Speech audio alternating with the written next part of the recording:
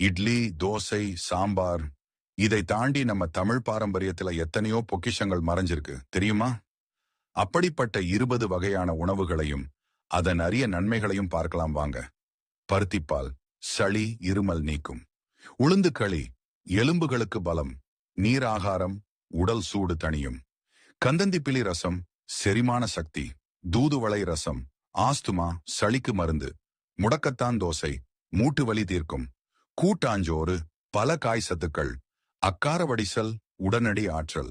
கவன் அரிசி அல்வா உயர் anti accident.